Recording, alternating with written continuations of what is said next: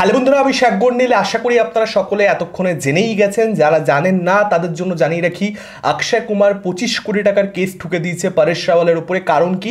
পরেশ রাওয়ালের হেরাফেরি 3 ছবির থেকে এক্সিট। আপনাদেরকে কয়েকদিন আগে আমি আপডেট শেয়ার করেছিলাম যে পরেশ রাওয়াল নিজে কনফার্মেশন দিয়েছেন যে তিনি হেরাফেরি পার্ট 3 ছবিটার আর পার্ট থাকবেন না। তিনি কিন্তু এই ছবিতে অংশগ্রহণ করবেন না, তিনি বাবুরাও ক্যারেক্টারটার প্লে করবেন না। তার পরবর্তীতে খুব স্বাভাবিকভাবেই হেরাফেরি 3 এর যারা ফ্যান্স রয়েছে, মানে হেরাফেরি ফ্র্যাঞ্চাইজিটার আমরা যারা ফ্যান রয়েছি, আমাদের মনে একটা সন্দেহ জন্ম নেয়, তাহলে কি হেরাফেরি ছবিটার হবে না?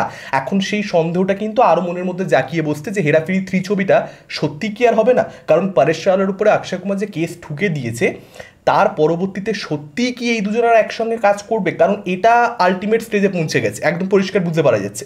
পরেশ রাওয়ালের ব্যাপারে যেটা বলা হচ্ছিল যে ক্রিয়েটিভ ডিফারেন্সেস হয়েছে মেকারদের সঙ্গে পরেশ রাওয়ালের, যে কারণে সে ছবির থেকে সরে দাঁড়িয়েছে। কিন্তু এখন জানতে পারা যাচ্ছে পরেশ রাওয়াল নিজে এরকমটা স্টেটমেন্ট দিয়েছেন যে অ্যাকচুয়ালি কিন্তু ক্রিয়েটিভ ডিফারেন্সেসের জন্য পরেশ রাওয়াল সরে যাচ্ছে, সেরকম ব্যাপার নয়।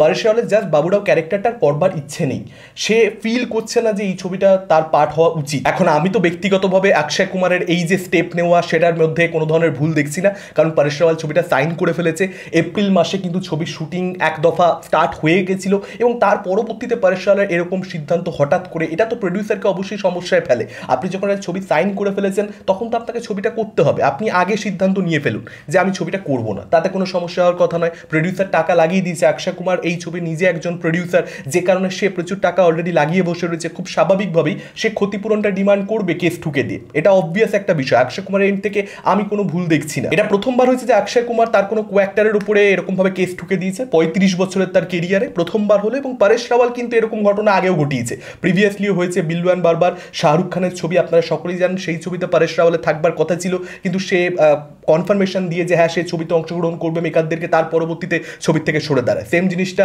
ও মাই গড 2 এর সঙ্গেও কিন্তু হয়েছিল, তার কিন্তু থাকবার কথা ছিল ছবিতে, সে কিন্তু ছবি করবে জানিয়েও দিয়েছিল মেকারদেরকে, তার পরবর্তীতে ছবির থেকে সে সরে দাঁড়ায়। অনেকেই এরকমটা মনে করছিল যেটা পুরোপুরি একটা পাবলিসিটি স্টান্ট, এটা জাস্ট আর কি একটা প্রমোশন করে নেওয়া ফ্রিতে। কারণ এরকম একটা খবর বেরোলে তখন মানুষের মধ্যে একটা আশঙ্কা তৈরি হবে যে হেরাফেরি 3 কি তাহলে হবে না, সেটাকে নিয়ে প্রচুর চর্চা হবে, কয়েকদিন ট্রেন্ড করবে এই পুরো টপিকটা। তো সেই উদ্দেশ্য থেকে হয়তো পরেশ রাওয়ালের এক্সিটটা, এবং সব কিছু মেকারদের নিজেদের মধ্যে আন্ডারস্ট্যান্ডিং রয়েছে, তাদের মধ্যে একটা বোঝাপড়া রয়েছে যে ভাই এরকমভাবে আমরা ছবিটাকে প্রমোট করবো, তারপর কয়েক মাসের মধ্যে টিজার এনে দেবো, সেক্ষেত্রে হাইপটা অটোমেটিক্যালি অনেক বেড়ে থাকবে, মানুষজন খুব খুশি হয়ে যাবে।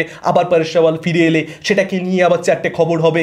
তো এখন কিন্তু আর পাবলিসিটি স্টান্ট সত্যি বলতে মনে হচ্ছে না, কারণ কেস ঠুকে দেওয়ার পরে এটা কিন্তু এখন মনে হচ্ছে সিরিয়াস একটা ইস্যুতে গিয়ে পৌঁছেছে। পরেশ রাওয়াল সত্যিকারের এই ছবিটা করছে না, মেবি মানে করতে চাইছে না, এটা সিরিয়াস একটা স্টেপ। এখানে কোনো ধরনের পাবলিসিটি স্টান্ট আর মনে হচ্ছে না আছে বলে। এবার হতেও পারে দেখুন যে অনেক বড় লেভেলের একটা পাবলিসিটি স্টান্ট এখানে প্ল্যান করেছে, মানে বিষয়টাকে নেক্সট লেভেলে নিয়ে চলে গেছে, যেখানে মানুষজন পাবলিসিটি স্টান্টটাকে ধরতেই পারবে না, এবং পুরো বিষয়টাকে এখন যেরকম আমি সিরিয়াসলি নিচ্ছি বিষয়টাকে, যেটা সিরিয়াস একটা স্টেজে পৌঁছেছে, সেটাই মানুষ মনে করবে, সেটাই হয়তো মেকাররা চাইছে। কারণ আজকাল ফিল্মের প্রমোশন এমন জায়গাতে গেছে, সেটাকে মানে আপনি কীভাবে ব্যাখ্যা করবেন, মানে আপনি কিছুই এক্সপেক্ট করতে পারেন না মরালিটির জায়গা থেকে, মরাল গ্রাউন্ডের জায়গা থেকে। প্রমোশনের জন্য যে কেউ যে কোনো এক্সটেন্ট অব্দি যেতে পারে। আর পরেশ রাওয়াল কিন্তু একটা জিনিস ক্লিয়ার করেছেন যে প্রিয়দর্শনের সঙ্গে তার কোনো সমস্যা নেই, তার ইমেন্স রেসপেক্ট রয়েছে প্রিয়দর্শনের প্রতি, এবং প্রিয়দর্শনও পরিষ্কার বলেছেন যে অক্ষয়ের যেহেতু এখানে পয়সা লেগে রয়েছে, অক্ষয়ের সম্পূর্ণ রাইট রয়েছে লিগ্যাল অ্যাকশন নেওয়ার, যে কথাটা আমিও খানিকক্ষণ আগে বললাম। তো প্রিয়দর্শনের সঙ্গে পরেশ রাওয়ালের প্রবলেম নয় তো কার সঙ্গে